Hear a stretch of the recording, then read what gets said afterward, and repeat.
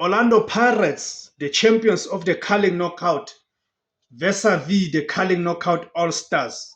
We are previewing that match. It's an exhibition match, to be quite honest.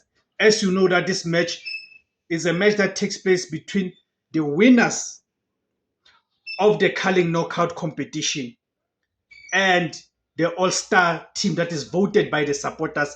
These are the players that are taken from different clubs within the PSL.